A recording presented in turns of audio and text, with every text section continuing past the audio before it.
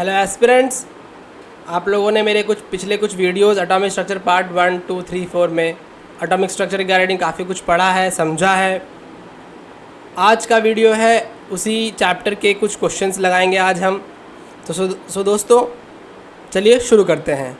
मेरा नाम है चिरंजीत चौधरी और आप सभी का स्वागत है मेरे यूट्यूब चैनल रसायन शास्त्री में।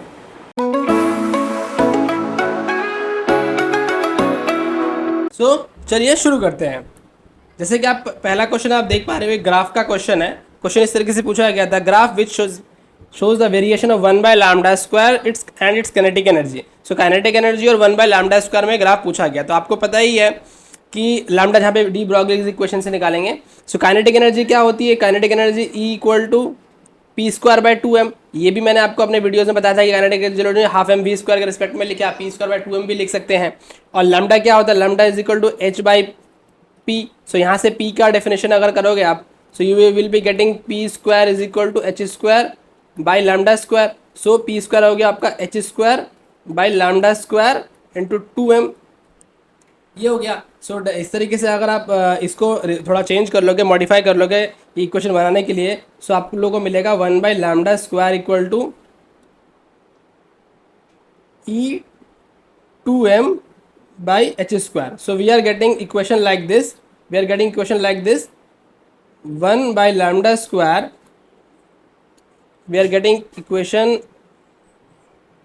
1/λ² इक्वल टू, और डायरेक्टली प्रोपोर्शनल इक्वल टू लिख लो, ज़्यादा इजी रहेगा, इक्वल टू E, और ये हो गया आपका constant. So 1/λ² is directly proportional with E। So अगर आप y equal to mx plus c में पुट करते हो, y इक्वल टू mx, इसको आप इस तरह लिखते हो, y is equal to mx plus c है। So the graph between 1/λ² against E should be a straight line passing through origin. So कौन सा है? बाकी ये तीनों तो स्ट्रेट लाइन है ही नहीं। So the only and only one answer possible is this. So इस क्वेश्चन का आंसर बहुत ही तरीके से हम निकाल चुके हैं।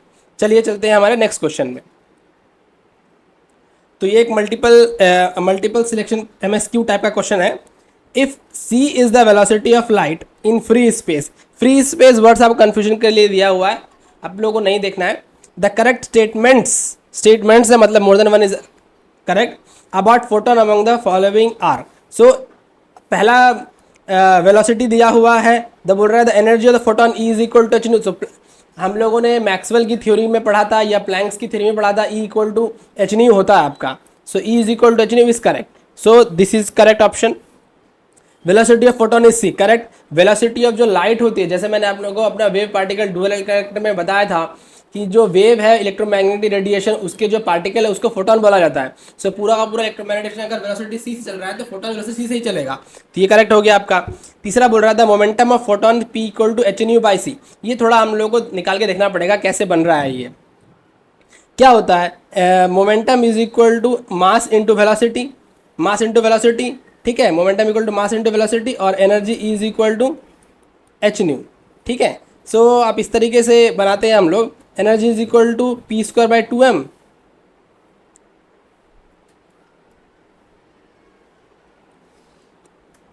सो ये हो गया आपका kinetic energy equal to half mv², मतलब c² इज इक्वल टू h/न्यू। तो अगर आप चेंज करोगे, half m into c is equal to h/न्यू/c, ये वाला जो पोर्शन है मोमेंटम हो गया। So p is equal to h/न्यू इंटू 2/c। सो सिंपली आप लिख सकते हैं इसको कि p इज इक्वल टू h/न्यू/c, नीचे c आएगा ना, हाँ, p इक्वल टू h/न्यू/c। So p is equal to h/न्यू/c इज करेक्ट। सो ये भी करेक्ट हो गया, मोमेंटम भी करेक्ट हो गया। तीसरा बोला जा रहा है in a photo electron collision, मतलब फोटोन और इलेक्ट्रॉन कोलिजन, मतलब फोटो इलेक्ट्रिक इफेक्ट की बात की जा रही है। Both total energy and momentum are conserved. Yes, मैंने अपने एटॉमिक स्ट्रक्चर पार्ट 4 वीडियो में समझाया था फोटो इलेक्ट्रिक इफेक्ट के बारे में। वहाँ पे मैंने आपको डिस्कशन किया था कि भाई फोटो इलेक्ट्रिक इफेक्ट में टोटल एनर्जी कंजर्व होती है। So D is also correct. बोल रहा था photon possess a positive charge. So ये बात ध्यान में रखने वाली बात है, इलेक्ट्रोमैग्नेटिक रेडिएशन का जो क्वांटाइज्ड पोर्शन है दैट इज अ फोटोन, उसके ऊपर कोई चार्ज नहीं होता है। So option E is correct. So option A, B, C, D are actually the correct options. और यही क्वेश्चन इनकरेक्ट पूछता तो ई ऑप्शन हो जाता, करेक्ट पूछा है तो A, B, C, D option हो गया। चलिए दूसरे क्वेश्चन में चलते हैं। थोड़ा छोटा कर लेते हैं समझने के लिए। ये क्या क्वेश्चन है, ये एक match of the following question. अच्छा, आपको ध्यान रखना है सारे क्वेश्चंस में कैलकुलेशन नहीं करनी है, कुछ दिमाग लगा के भी करना है। हमारा टारगेट रहता है कि हम जितना मिनिमम टाइम में क्वेश्चन सॉल्व करेंगे उतना ही ज़्यादा हम नंबर ऑफ क्वेश्चंस कर पाएंगे एग्जाम में। सो ये वाला क्वेश्चन देखो आप, ये क्या बोल रहा है, match the following. Hydrogen atom का स्पेक्ट्रल लाइन दिया हुआ है, ठीक है, ट्रांजिशंस दिए हुए हैं एक एन से दूसरे एन में, मतलब एक एनर्जी दूसरे एनर्जी लेवल में, यहाँ पर आप देख रहे हो, और यहाँ पर बोल रहे हैं उसका वेवलेंथ दिया हुआ है। सबसे पहली बात जो मैंने आपको इक्वेशन समझाई थी, रिडबर्ग इक्वेशन। अच्छा, आप बेसिकली ये क्वेश्चन किस तरीके से है कि एनर्जी लेवल, इलेक्ट्रॉन्स एक एनर्जी लेवल से दूसरे एनर्जी लेवल में जा रहा है, उसके करस्पॉन्डिंग वेवलेंथ दिया हुआ है। सो आपको आपने क्वेश्चन एनर्जी का जो फार्मूला था, एनर्जी का फार्मूला किस तरीके से था, अगर आप रिडबर्ग इक्वेशन देखोगे, nu bar is equal to R 1/n1 square minus 1/n2 square. अभी अगर आप बैठ गए सबका एनर्जी कैलकुलेशन करते हुए करने के लिए आर का वैल्यू पुट करके n1 का और n2 का वैल्यू पुट करके, तो 10 मिनट लग जाएगा सॉल्व करने में। उतना नहीं सोचना है आपको। क्या देखना है आपको, ये देखना है कि जो गैप आप समझो, 3 से 2 में जा रहा है, 4 से 2 में जा रहा है, 5 से 2 में जा रहा है, 6 से 2 में जा रहा है, ठीक है। सबसे कम गैप कौन से वाले में, 3 से 2 में जाएगा तो बहुत कम गैप है, इसका मतलब सबसे कम अमाउंट ऑफ एनर्जी इसका मतलब सबसे कम अमाउंट ऑफ एनर्जी इसमें लगेगी। अगर कम अमाउंट ऑफ एनर्जी लगेगी, और आपको पता है E is equal to hc/λ, मतलब लेसर एनर्जी हायर वेवलेंथ। सो 3 से 2 में अगर जा रहा है या 2 से 3 में आ रहा है तो सबसे कम एनर्जी लगेगी। सबसे कम एनर्जी मतलब मैक्सिमम वेवलेंथ। तो सबसे अगर आप इस वाले में देखोगे, सबसे मैक्सिमम वेवलेंथ कौन सा है, मतलब 3 है। सो A should related with 3, A should related with 3। तो अभी ये वाला ऑप्शन हो सकता है। अगला देखते हैं, सबसे ज़्यादा एनर्जी किस में लगेगी, n से 6 से अगर 2 में जाता है इलेक्ट्रॉन, ऑर्बिट 6 से 2 में जाता है तो मैक्सिमम एनर्जी लगेगी। मैक्सिमम एनर्जी लगेगी मतलब मिनिमम वेवलेंथ वाला रेडिएशन होगा इसमें। सबसे कम वेवलेंथ कौन सा है, तो ये वाला है। सो आपका D हो सकता है 4। सो यही दो सॉल्व करने के, यही दो देखने के बाद मेरे को समझ में आ गया, सॉरी D होगा 1, ये हो गया 1, D हो गया 1। तो कौन सा वाला ऑप्शन हो सकता है, तो 4 जो ऑप्शन है वो काफ़ी कुछ मैच कर रहा है, बट फिर भी हम लोगों को 100% होने के लिए आप देख लेते हैं B और C में। B 4 से 2 में जा रहा है, 5 से 2 में जा रहा है, तो 4 से 2 में जाने के लिए कम एनर्जी चाहिए। सो 2 और 4 में देखोगे आप, कम एनर्जी किसकी है, कम एनर्जी हायर वेवलेंथ, तो B का होना चाहिए 4, और सो B should be 4 and C should be 2। सो यही एक ऑप्शन मेरा मैच कर रहा है। सो देखा कैसे मैंने बहुत ईजी तरीके से दिमाग लगा के बस ये सॉल्व कर दिया विदाउट कैलकुलेशन, ठीक है। चलते हैं दूसरे क्वेश्चन में। अच्छा, ये एक क्वेश्चन है,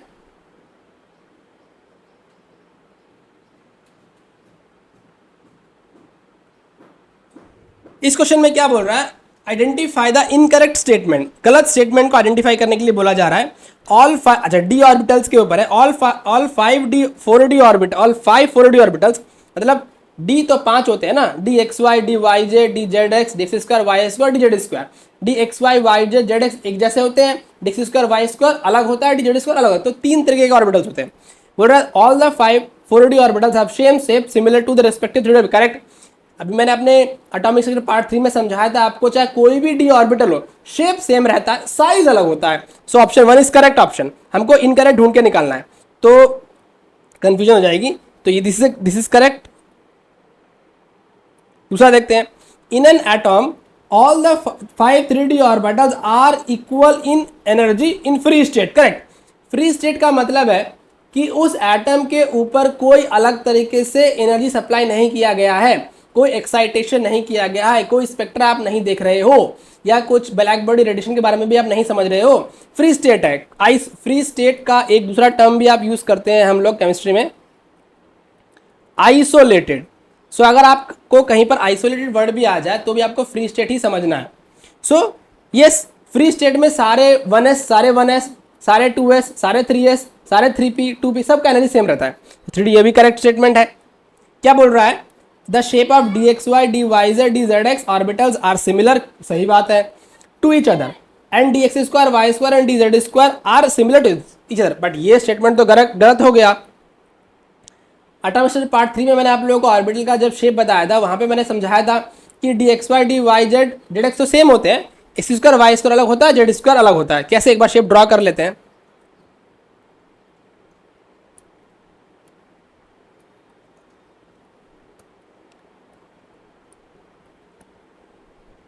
ये हो गया D X square Y square, और डी जेड स्क्वायर कैसा होता है,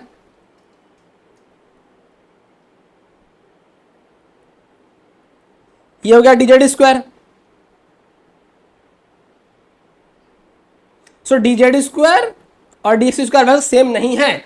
so this is the wrong option, this is the wrong option, but हमको इनकरेक्ट चूज करना है। फोर्थ वाला देखते हैं।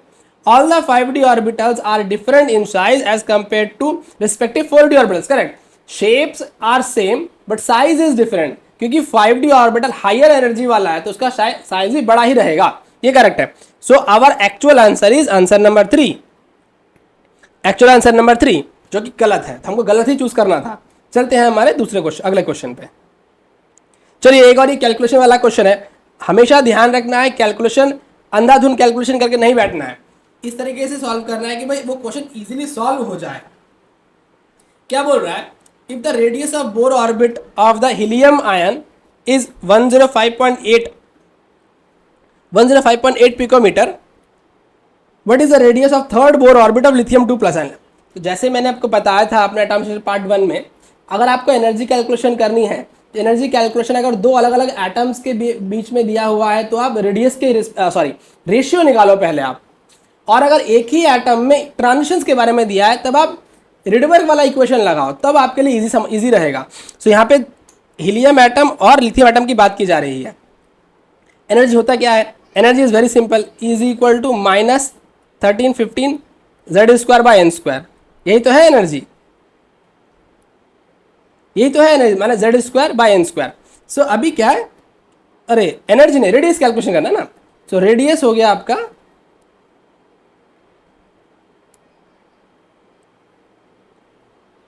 रेडियस क्या होता है, रेडियस 52.9 जेड स्क्वायर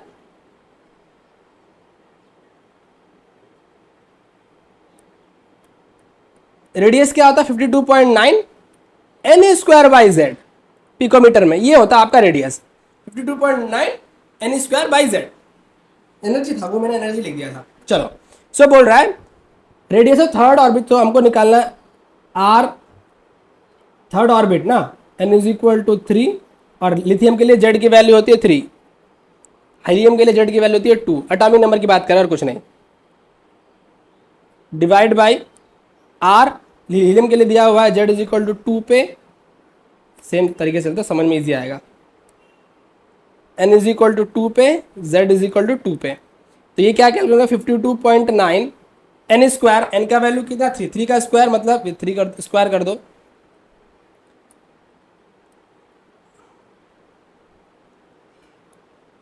थ्री का square divide by Z, Z मतलब 3, जेड मतलब कौन सा वाला बोला था 3 हो गया ना, जेड का वैल्यू भी 3 इंटू 52.9 एन स्क्वायर, एन का वैल्यू कितना 2, 4, जेड का मतलब हो गया 2। सो जब आप और ये आर इज इक्वल टू आपको ये वाला कैलकुलेशन दिया, ये वाला इसका वैल्यू दिया हुआ है 52.9 कट गया, 3 से 3 कट गया, सो 2 1 से 2 4, तो आपका आ गया ये एन के वैल्यू कितना 105.8 इंटू 3 डिवाइड बाई 2। तो ये कैलकुलेट जब आप करोगे तो you will be getting the value around 158.7। इसको सॉल्व करोगे तो आएगा 158.7 picometre. What is the answer, very simple. तो मैंने क्या करा, मेरे को पता एनर्जी पता, मैं एक का कैलकुलेट नहीं कर रहा, मेरे को एक पता था, दूसरा का निकाला, रेशो कर दिया, इजीली आ गया। जब दो एटम की बात हो रही है तो रेशो निकालो, एक एटम की बात हो रही है तो ट्रांजिशन के रिस्पेक्ट में चलो। चलिए चलते हैं अगले क्वेश्चन पे। ये थोड़ा कंसेप्चुअल क्वेश्चन है, थोड़ा छोटा करते हैं। ये आपका थोड़ा कंसेप्ट वाला क्वेश्चन है, देखते हैं कैसे लगा पाते हैं हम लोग। बोल रहा है select the correct statement from the following. जो मल्टीपल है इसमें स्टेटमेंट मल्टीपल करेक्ट हो सकते हैं, हमको चूज करना है। बोल रहा है all the atom of elements are composed of 2 fundamental particles, wrong. 2 fundamental नहीं, 3 फंडामेंटल पार्टिकल। कौन कौन से होते हैं? प्रोटॉन होता है, इलेक्ट्रॉन होता है, न्यूट्रॉन होता है। सो ए इज रॉन्ग ऑप्शन। जहां जहां ए होगा वो तो छोड़ देना है। यहाँ पर ए है, यहाँ पर ए, तो मतलब 2 और 4 तो हमारे आंसर है ही नहीं, 1 और 3 में ही हमारा आंसर है। The mass of electron is 9.1 into mass 31, correct. Mass of electron correct, B is a correct option. So अभी देखो यही सॉल्व करने से ही हमारा आंसर निकल गया। सी में 1 में तो बी है ही नहीं, तो ये भी गलत हो गया। ओनली पॉसिबल इज 3, बट हम पूरा तक जाएंगे। सो सी क्या बोल रहा है अब? ऑल द आइसोटोप, ए गलत है, बी ठीक है। All the isotope of a given element show same chemical properties, correct. Isotope same chemical property show करते हैं because of same atomic number, because of same electron number, और chemical property depend of electron number. So C is also correct, B is correct, C is correct. D क्या बोल रहा है? Proton and electrons are collectively known as nucleons, गलत। Proton and neutrons are known as nucleons, electron तो बाहर घूमता है ना। So D is wrong, D है नहीं। ई क्या बोल रहा है? Dalton's atomic theory regarded the atom as an ultimate particle of matter, correct. Dalton's atomic theory में यही बताया गया था कि atom is actually indestructible part of a matter. उसके बाद में थ्योरीज आई। So D is also correct. So only possible answer is 3। देखा, कंसेप्ट अगर सही रहेगा आपका तो आप बहुत ही इजी तरीके से क्वेश्चंस लगा सकते हैं। चलिए चलते दूसरे क्वेश्चन, अगले क्वेश्चन पे। ये एक क्वांटम नंबर रिलेटेड क्वेश्चन है। बोला the relation between the n m is the number of permissible of value of magnetic quantum number. Magnetic quantum number की बात की जा रही है। मैग्नेटिक हमने बताया था 4 क्वांटम नंबर होते हैं, principal quantum number, azimuthal quantum number, magnetic quantum number, spin quantum number. Azimuthal quantum L दिया, मतलब एल और एमएल में क्या रिलेशन होता है ये निकालने के लिए बोला है। फॉर एग्जाम्पल एक सिंपल से एग्जाम्पल देख लेते हैं। पी के लिए एल की वैल्यू होती है 1, एमएल की वैल्यू होती है -1, 0 + 1। कैसे निकाला है मैंने? बहुत ही सिंपल है। ml is equal to 2l + 1। देखो एल की वैल्यू 1 पुट करो, एमएल की 3 वैल्यू आ जाएगी। इनमें से कौन सा ट्रू है? स्क्वायर फुस्क्वायर तो है नहीं कहीं, ये कौन सा छोड़ दो। सो अगर आप इसको एल के रिस्पेक्ट में लिखोगे, एल के रिस्पेक्ट में तो एमएल जो कि आपका एनएम के रिस्पेक्ट में, ml -1 / 2 is equal to L. So only possible answer is 4। ठीक है, ml या nm एक ही बात है। चलिए अगले क्वेश्चन में चलते हैं।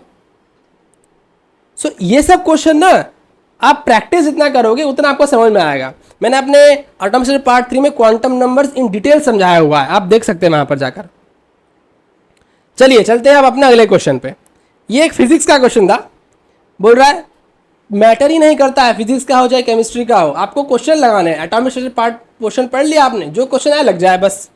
अ particular station of All India Radio New Delhi broadcast and frequency of this, frequency दिया हुआ है nu is equal to 1368 into 10⁻³ hertz. Kilo hertz मतलब 1 किलो हर्ट्स 10⁻³ हर्ट्स।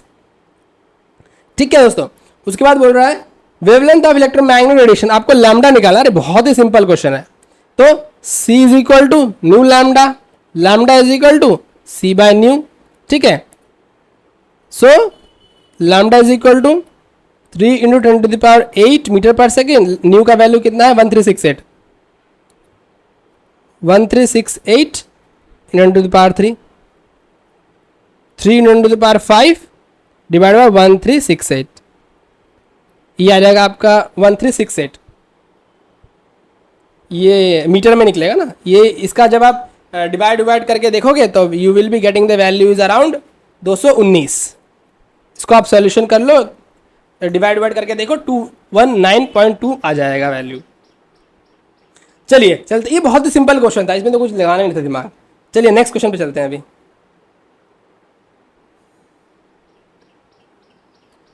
सो ये क्या है? From the following pairs of ions which one is not an iso electronic pair. Iso electronic मैंने atomic part 2 में आपको समझाया था, जहां मैंने आप लोग एटॉमिक नंबर मास नंबर के बारे में समझाया था। आइसो इलेक्ट्रॉनिक क्या होता है? इसका मतलब equal number of electrons, number of electrons बराबर होने चाहिए। ऑक्सीजन और फ्लोराइड का बात करेंगे तो ऑक्सीजन और फ्लोराइड में कितने नंबर ऑफ इलेक्ट्रॉन्स है? इसमें भी 10 है, इसमें भी 10 है। कैसे कैलकुलेट किया मैंने? ऑक्सीजन का एटॉमिक नंबर है 8, 2 माइनस है तो +2 कर दिया, 10 हो गया। तो दिस इलेक्ट्रॉन स्पेस, ये आंसर नहीं होगा हमारा। सोडियम और मैग्नीशियम की बात की जा रही है दो प्लस है इसमें पॉजिटिव चार्ज। मैंने क्या समझाया था, इलेक्ट्रॉन कैलकुलेशन करने के लिए आप एटॉमिक नंबर लो, electrons number of electron equal to atomic number minus या plus of charge. Negative charge है तो माइनस हो जाएगा, positive charge sorry negative charge है तो प्लस हो जाएगा, पॉजिटिव चार्ज है तो माइनस हो जाएगा। सोडियम मैग्नीशियम की बात, सोडियम का एटॉमिक नंबर तो 11, एक माइनस कर दिया बच गया 10। मैग्नीशियम का एटॉमिक नंबर है 12, दो माइनस कर दिया बच गया 10। So these electronic species. So हमारा 1 भी ऑप्शन नहीं है, 2 भी ऑप्शन, हमको नॉट पूछा है। Mn2+ and Fe3+। आपको सारे एटॉमिक नंबर तो याद रखने की जरूरत नहीं है, बट फिर भी कुछ तो याद होने चाहिए। मैंगनीज का एटॉमिक नंबर है 25, 25 में से 2 गया, 25 में से 2 गया तो बच गया आपका 23। आयरन का एटॉमिक नंबर 23, आयरन 26 होता है, सॉरी 26, 26 में 3 गया 23। These are species.